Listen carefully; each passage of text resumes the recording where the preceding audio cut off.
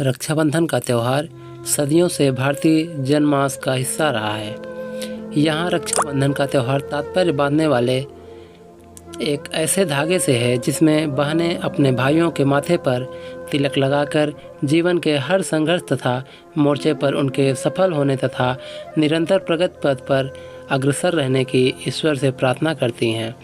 भाई इसके बदले अपनी बहनों की हर प्रकार की विपत्ति से रक्षा करने का वचन देते हैं और उनके शील एवं मर्यादा की रक्षा करने का संकल्प लेते हैं।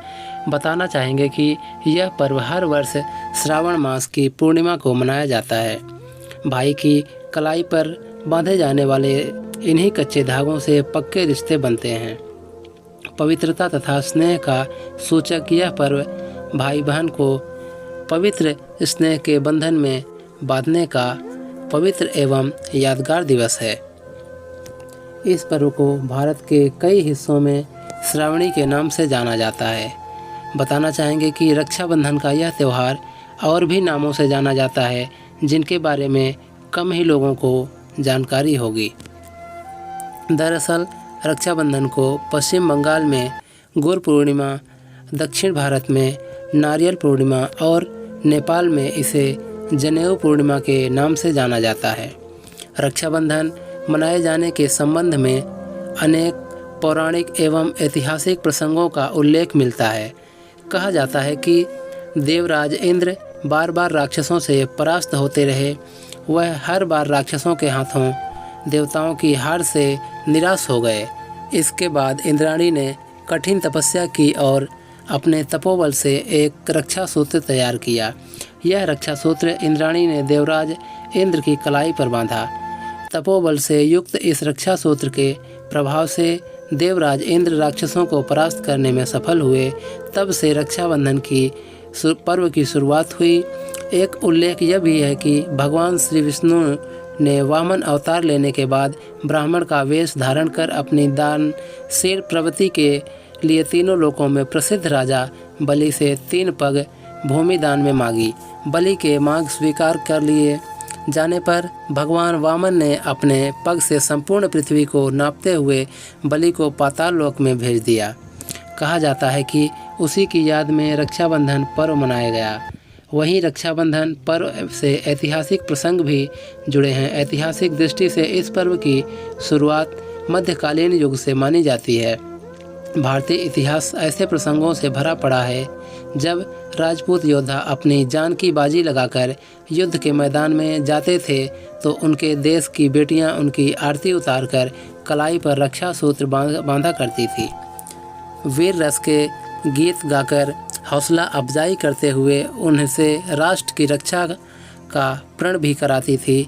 कहा जाता है कि उस जमाने में अधिकांश मुस्लिम शासक हिंदू युवतियों का बलपूर्वक अपहरण कर उन्हें अपने हरम की शोभा बनाने का प्रयास किया करते थे।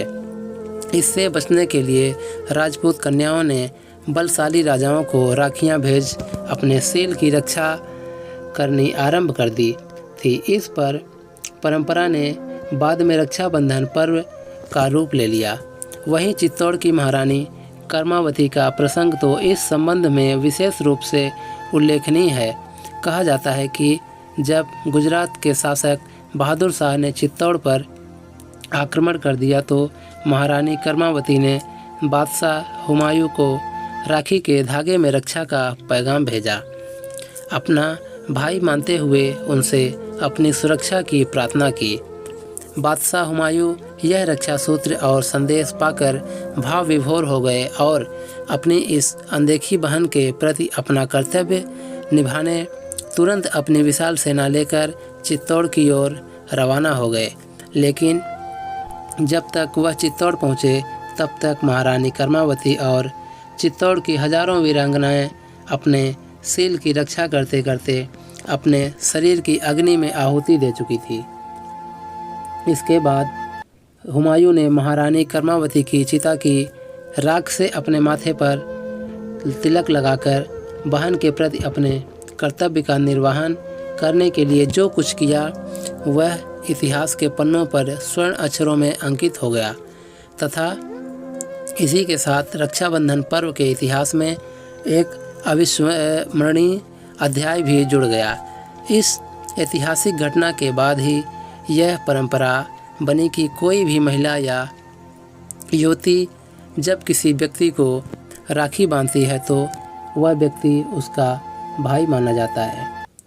दोस्तों, ये वीडियो आपको अच्छा लगा हो तो एक लाइक करें, साथ ही चैनल पे नए हो तो सब्सक्राइब करें और बेल आइकन को प्रेस ज़रूर कर लें ताकि जब कोई भी नया अपडेट आए सबसे पहले आप तक ज़रूर पहुँचे।